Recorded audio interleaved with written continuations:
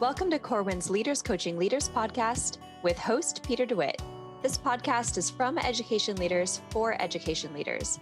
Every week, Peter and our guests get together to share ideas, put research into practice, and ensure every student is learning, not by chance, but by design. Hey, Peter, how are you? I'm doing well, Tanya. How are you? I'm good. It's always nice to see you here on another session of the Leaders Coaching Leaders podcast. Yeah, for sure. It's always good to see you. Yeah, and we've been getting some noise, right? People have been talking. Yeah. So I've actually, it's been good. I've been on the road a lot, and I have people either email me or I've had people contact me through Twitter and come up to me during the workshops to say how much they enjoy listening to the Leaders Coaching Leaders podcast. And this is not something you and I often, well, we've never talked about it actually when we've been on the podcast. So it's really nice to get some of that feedback from people, and they're using it in their ed leadership classes, and they're using it for assignments and stuff. So it's really great. I love that people are enjoying the power of the conversations that we're able to have. Yeah, that's fantastic. I'm really glad to hear that. Yeah. And so today, this is probably going to be another episode that can be used in someone's coursework somewhere to really speak to the present issue of leader attrition. Excuse me. And just finding leaders who are interested in taking on the role of leading schools. And so I'm excited to say we have some return guests. Tim Cusack, who's been an educator for over 30 years. He worked as a superintendent in Edmonton schools, where he supported over 100 schools. And now, hot off the presses, he is currently the Dean of Education at Concordia University, also in Edmonton. So a wealth of experience in terms of leader preparation. And Vince Bustamante, coach, content developer, who works with school leaders, really interested in seeing the impact of teachers' work on students. And they came together to write a book, Leader Ready: 4 Pathways to Prepare Aspiring School Leaders. And today's conversation will be all about this, again, really important issue. I'm excited to have them on. Yeah, and I think, one of the things that we talked about in the podcast, people will hear, Tim and Vince have been working on the book for a while, and the four of us have talked about it for quite a while. So I'm really proud. I know it sounds silly to say that, but I'm really proud of the hard work that they put into it and put it out. I wrote the foreword to the book, which I'm honored. But they definitely have a great deal of experience. And Tim even has this, background. He's been in the military for decades as well. He's been an officer in the military. So he's got all this unique kind of experience that plays out in how they really want to be able to support leaders. And that's the conversation that we get into. You and I were talking offline. They definitely don't like to call it a pipeline. That is something that we want to make sure that in fact, they wrote a guest blog for me for Finding Common Ground. And the whole part of it is about, let's not call it a pipeline. So yeah, it's a really good book. And I think it's something that a lot of leadership, a lot of schools of ed leadership would want to be able to use. Yeah, and I like they really do stress clarity in getting people ready for the role, like removing the mystery or the what does it really mean to be a school leader or principal leader. This book is really good at that. And the way that they describe it in this discussion, I think, is super clear. Both Vince and Tim, I think, have a real gift at getting to the heart of what it is they're trying to do, and chunking it in ways that make it accessible for the listener and also the reader of their text. So listeners, I think you're really going to enjoy this. And again, very timely. Yes. So enjoy the podcast. And Peter, I'll see you on the other side. Sounds good. Tim Cusack and Vince Bustamante, welcome to the Leaders Coaching Leaders podcast. Thanks very much, Peter. It's great to be with you again. Looking forward to it. Thanks, Peter. It's I should say welcome back to the Leaders Coaching Leaders podcast, because you both have been on before and everybody loved the episode, and we definitely wanted you back, especially after the book came out that I have. So Leader Ready: 4 Pathways to Prepare Aspiring School Leaders. So Tim, I'm going to start with you. talk to us a little bit about what made you want to engage in this area. What was missing from the dialogue that you wanted to add to? Thanks, Peter. So in my previous role, I served as a deputy chief superintendent, a school board of 100 schools, and looking at the professional development of middle leaders and really noticing that something was missing in their preparation. And largely, that was the voice of our aspiring leaders asking them what they felt might be important to help them in their growth and their journey towards school principalship. And we know we're hearing that attrition rates, retirement rates are high, and we really need to be far more intentional in creating conditions that attract our aspiring leaders to step onto those pathways towards school leadership. So capturing their voice is really important to me. And Vince, what part did you play in this? I have the aspiring leader perspective, I guess is one way to look at it. I've worked with Tim in a couple different capacities over my career in education and K-12 education. So I was a teacher when Tim was a principal, and then Tim tapped me on the shoulder to be the department chair of social studies for a 7 to 12 school. And then when Tim moved on in his career to assistant superintendent of curriculum, well, we call it learning services, which is basically curriculum and instruction and assessment. He again tapped me on the shoulder to take a leadership position within that department. So Tim's kind of been, Tim has been a guide for me in my leadership development. And so I've written previous books for Corwin that focused on implementation. And so I brought with me the lens of an aspiring leader, and then a professional who has a focus in implementation and making things work. So two different lenses came together to write this one.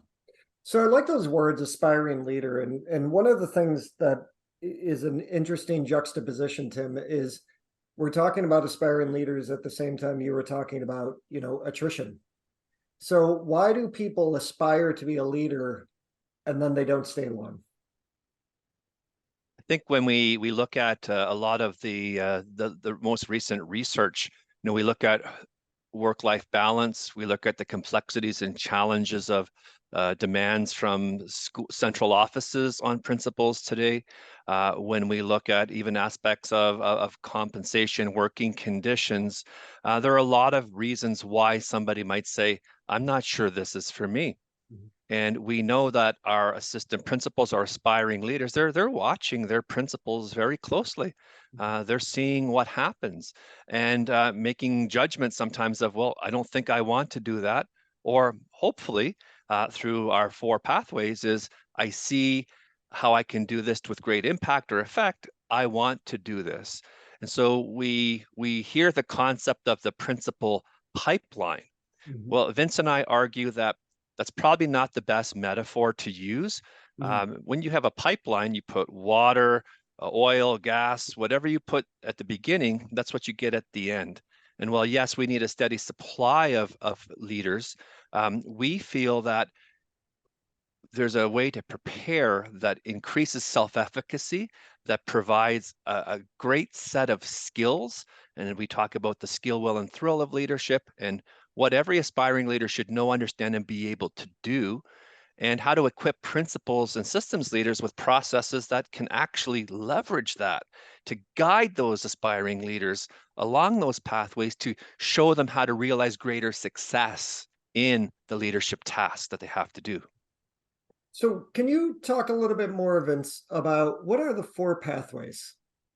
Sure. I think too, and I just want to add something real quick to what Tim said. I think also the attrition thing is, I think part of it is there's not as much clarity as we think there is in what it entails leadership as a school leader.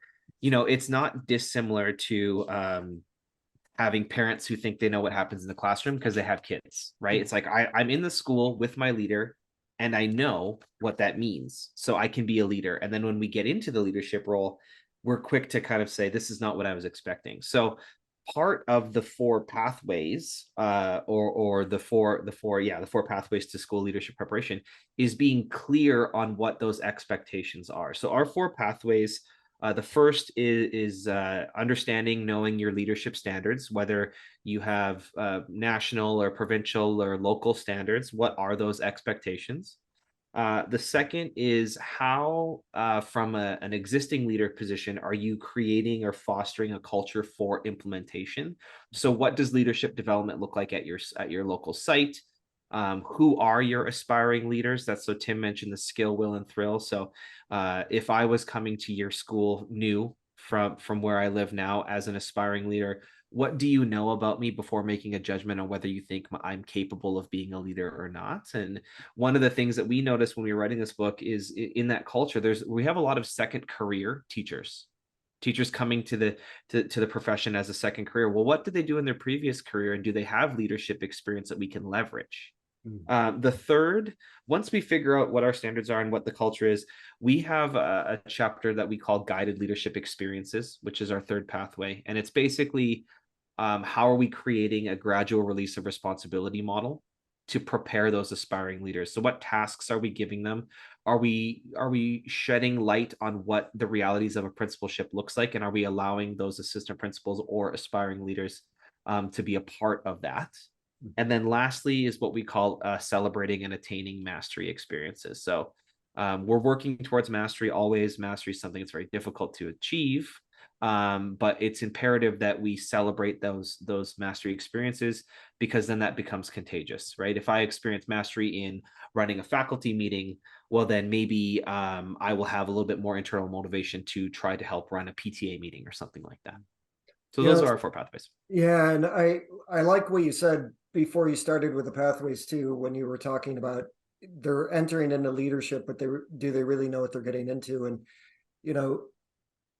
there's research to show that, especially when you're a building leader, you are in charge of a system, but you forget that you're a part of a greater system. Tim, you were talking about 100 schools within your system. And there's always that kind of rub between the principal and the superintendent or whatever the title might be.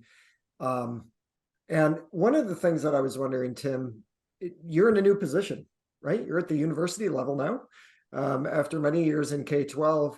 So what are you doing differently in your position as dean of a university, where you're trying to help bridge that gap maybe? Because when I was doing my leadership degree, I remember I was taking a 4-hour class every Wednesday night. There was supposed to be every other Wednesday, but that was a way to get 2 classes done at the same time. So you take them every Wednesday. And as much as I love the professor, one of our classes, he showed us the movie High Noon. And I thought, oh, this is vaguely inappropriate for, for school leadership, but it was supposed to be modeling what school leadership looks like. So are you showing High Noon, Tim, in your university programs, or what are you doing to kind of bridge that gap between the knowing and doing?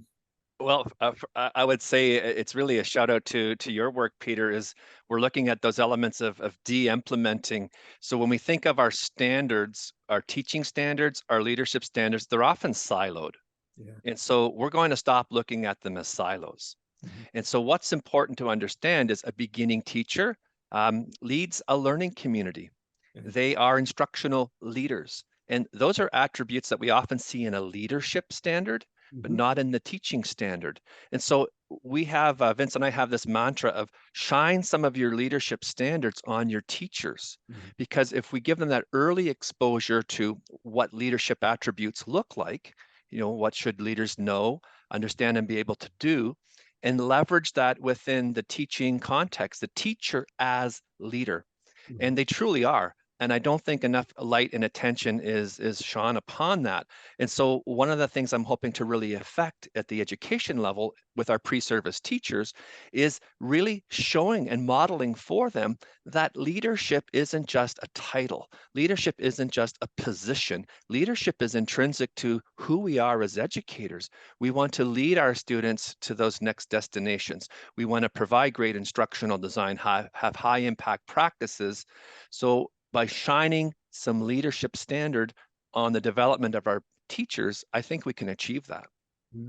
I think, it also kind of shows the importance of when you're, say, at the building level, if you have an instructional leadership team, it shows the importance of making sure that you're valuing the voices of the people around, because that's a great spot to really help bring up that instructional leadership part on the part of teachers as well. I know that a lot of the work that you both do has been guided not just from your experience within the K-12 setting, but also you have the same experiences that I do, where when you're coaching or you're facilitating workshops, people, I don't think, sometimes people that may not write books, I think they might think you wake up in the morning and you're like, hey, that's going to be a really good idea. I think I'm going to write that, and then I'll find some research. But what they might not understand is that we get a lot of information from running workshops and coaching, because there are a lot of common themes that come up. And that's where you start to say, oh, there's something going on here that I need to explore. That's where good ideas come from for books. So in doing this work, over the time you've been doing it, because you were writing the book for quite a while, and I know that it gave you also the opportunity, which is fantastic. It gives you the opportunity to really go deep with the content when you're doing that, because you're exploring at the same time you're presenting, and that leads to a really good book. So what are some of the things that have come up in conversations with the both of you, with people in workshops or people that you're coaching when it comes to this work? Are there a couple of things that come up more than others? I hope that makes sense when I ask that question. I can start. I've been very fortunate over the past few years to do workshops across North America and then virtually internationally as well, which has been awesome. And a lot of the times, I think it's the stereotype with aspiring leaders that they have to wait a certain amount of time. It's almost like, so we're talking about leadership as a stop on the timeline of our career, where it's now I'm ready because the calendar has flipped and it's been 10 years that I've been in the classroom and I think it's time. And you hear that a lot. Like, I think it's time for me to move. And oftentimes that move is either out of like, I'm bored in my classroom, so I want to move to something new, or I'm just ready. And both are okay and not okay simultaneously. And I think one of the things that's resonated with me in the participants in my workshops is, I think I was ready a while ago, but I didn't know I was ready. And so that's the case for me as well in my career. I vividly remember sitting down with Tim when he was like, I think you should make this move to the district level. And I specifically said, I don't think I'm ready. I'm young. How am I going to be perceived as leading a district level, being at a certain age when there's people who have been teaching longer than I was alive at that point in time. And it was that recognition from the leader to the aspiring leader to say, hey, it's not just a time, it's just your development of your skill, or I see something in you. So that for me was one of the big resonating things. It's not always a timeline thing, rather it can be a disposition thing that someone needs to see. So if you're listening to this and you're in that mentorship role, start letting your aspiring leaders know, like, this is a strength. And yes, you've only been teaching for 5 years, but this is something that we can develop. And when you are ready, or when I think you're ready, we can make that jump into some sort of a leadership position. That's such a great thing to say too. And Vince, I think we've talked about it before. I had been teaching for maybe 3 or 4 years, and I was doing my master's degree, and my principal had been in the district for almost 50 years by that time. And he told me that it was a mistake to get my master's in ed psych from Marist College, and that I should go back for school administration. And I said, no way, I'm never going to be a school principal. I couldn't see it. And I don't know if it's because he put the bug in my ear and 3 years later I found myself exploring my leadership degree, or if he saw something that I didn't see. But I think it's a good point for you to actually mention that, because also some of the backlash, I guess, for principals specifically when they enter into school leadership is people that they have this kind of ingrained idea of how many years you should be teaching before you can actually be a school leader. That's been explored a lot. I've had friends who have talked to me about the fact that they get pushback because they didn't teach for 10 years before they before they became a principal, or I taught for 11 years before I became a principal. And there were people that said, well, thank goodness you had so much teaching experience. So it's interesting to hear you talk about that piece specifically, because you're right. There isn't like this cap of how many years you're supposed to have. And that, I would venture to guess why you also were very specific in calling the book Leader Ready. Tim, how does this impact you? I mean, I know I asked what you plan on doing at the, at the university level, but I would almost venture to guess that writing this book, one, I've known you for many years now. We met, a few years ago, and you had this wealth of knowledge because you've had several different leadership positions, not just from a K-12 education level, but you've also, people that might not know that you have a military background where you've got leadership experience as well. So you've got two of these. So all of these ideas are coming into this one book, which is amazing in general to try to capture all of that. But I would venture to guess that it almost gives you a sense of urgency now. Now that you've got this place where you've written this book with Vince, is there a sense of urgency in your position to look at some people that are, professors teaching the classes and say, no, we need to be able to make sure we're doing this, this, and this? Yeah, there absolutely is urgency. And when we look at, we talked about the disposition that people have. Do I want to become a leader? Even like yourself, maybe you didn't see yourself there, and somebody had that conversation with you that saw those characters and attributes. And I think that's the urgency when we talk about succession planning. There's also an element of succession management. And I think it's important for leaders, school leaders, systems leaders to understand that we have a big role to play in identifying those aspiring leaders and creating those conditions for them to find that success.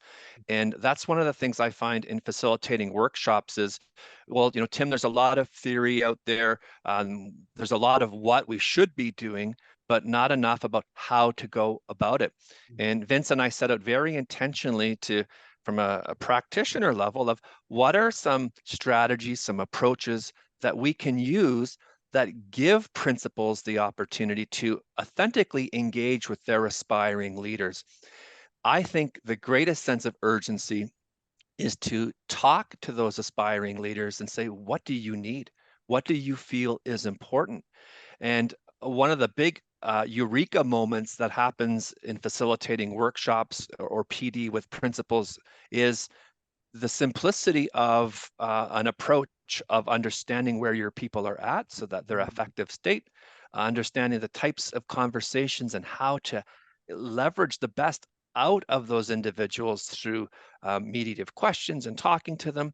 And Vince touched on the creating those guided mastery learning opportunities of modeling what great practice looks like and giving those aspiring leaders a chance to practice it in an environment where they can learn from mistakes, that they can really get a sense of how to improve that practice. So the urgency, Peter, really is asking our leaders what they think will be important to them. And as leaders, closely listening to that and supporting that. And we've identified, again, 4 pathways that I think are very practical and really will help school leaders, systems leaders do a better job of meeting those leaders where they're at and really bringing them forward to greater levels of success. Well, I think that's a great place to end. The book is Leader Ready: 4 Pathways to Prepare Aspiring School Leaders. I am honored that you asked me to write the foreword. I've been excited about this book over the time that you guys have been writing it, because I remember when you first approached about writing it. So it's excellently done, and I think it offers a great deal to the profession. So Tim and Vince, thank you so much for being on the Leaders Coaching Leaders podcast. Thanks very much, Peter. And again, we always appreciate your guidance and support. Thank you very much, Peter. It was, as always, such a pleasure to talk to you. What did you think of the interview? Oh, I loved it. I love listening to them. Again, they're so crisp and clear. I think we get really fortunate to have people who are not just knowledgeable, but take the time to express their ideas in ways that, will land with the listener. And I think that just shows their thoughtfulness. So I really, really enjoyed it. And I think, there's a line that Tim said that really jumped out at me, which I haven't written down. It's shine some of your leadership standards on your teachers, which it was so true in that, site leaders are usually the first people who start to recognize people who have the potential to be leaders of a school. And that in their very, very, very busy days, that they can start to take the time to notice those people and start to plant the seeds of maybe this could be for you. And if it is, let me start revealing to you what this role looks like and entails, even in small ways. I think that's probably one of the most efficient ways to at least get people started on the path. I think even you, right, you were noticed by one of your school leaders, and yes, I was. Even though I said there's no way I would be a principal, boy, was I wrong. A few years later, and yeah, actually, I was running a workshop in outside of Dallas, Texas, in Richardson, and it was a kickoff to a one-year program for assistant principals. And some of them were talking about how they were tapped by their superintendent or their principal, and they were actually surprised. They don't have that self-awareness yet when it comes to leadership, and that's something we were working on. But I think what I appreciate about what Tim and Vince have done with the book is that very often building leaders, especially, are just kind of handed the keys and it's like, good luck. And they're really trying to foster that growth from the very beginning before maybe you even get that building leader role as well. And that definitely came through within the interview as well. Yeah, people need practice before they feel confident to do what they're going to do. And I think there's so much common sense in that, yet when they go into programs, they can get so divorced from, let's actually have you, work it out and again, just get a feel for what the role is, and even more than a feel. I mean, they talk about going to the level of giving aspiring leaders mastery experiences, so they can really have that confidence when they get into the role. And I think if more preparation programs did that across the board, you'd have more leaders who didn't have that quote mismatch of expectations when they took it on. Yeah, I think there's always been kind of this disconnect between a lot of university programs. That's one of the reasons why I asked Tim a couple of times about how are you going to do this differently with Concordia? Now that you're there, Tim, what are you going to do differently? That's right. Not to put you on the spot, but you just wrote a book. So what are you going to do? And that was a good conversation. But I just think that word leader is interesting because I think a lot of people will look and say, well, you're the leader, so you must know it all. I think a lot of us are trying to say, we don't. We want to take the lead, but sometimes what that means is lowering our status and raising the status around us and just making sure that we are collaborating and getting the best out of the people around us. But we never stop learning. So just because we're in a leadership position doesn't mean we are experts or know it all. It means that we're willing to take that lead at the same time we know that we have more to learn. Yeah. I think it's, last little thing that just what you said reminded me of. It's in some countries, they don't call school principals or leaders either one of those things. They're like head teachers or just something that keeps them very closely tied to, we're all doing this same work. I'm just, maybe more in a guidance and facilitator role, but I haven't left this profession. So I think there's a lot to think about in how we discuss leadership roles in education and maybe writ large. So great conversation. Listeners, I really hope you learned a lot. I did. Yeah, it's always good to talk to Tim and Vince. So thank you for listening. As always, if you have feedback for us, you can let us know through social media or, send us an email or come up to me at a workshop and let me know too. That's always good to hear. We'll take it. We'll take the feedback, however it comes. That's right. We'll take. I have no shame. If you want to tell us how great the podcast is, please come up to see me. No problems there. Peter, it's always great learning with you. Until next time. Absolutely.